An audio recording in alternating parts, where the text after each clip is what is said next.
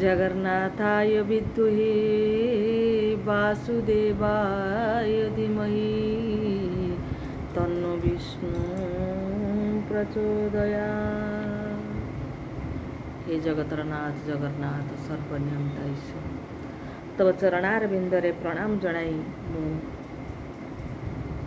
मोर हृदयर कथा मोर जगन्नाथ प्रेमी भाई और भौणी मानक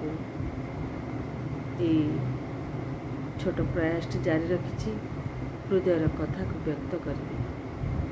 आमे ए संसार जन्म ग्रहण करिछि आम ज्ञानतरे हो बा अज्ञानता वशतः हो आम द्वारा अनेक भूल कार्य होता है एवं बहुत पुण्य कार्य भी होता है।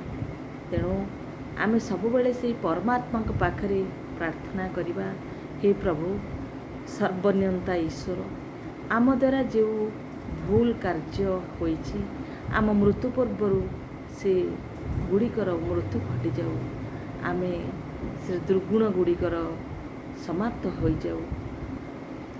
यही मोर गोटे छोटिया वार्ता। तेणु आमे सदा सर्वदा ईश्वर को कहवा आम द्वारा जो मंद कार्य होइछि तार मृत्यु बा विनाश कर दियो।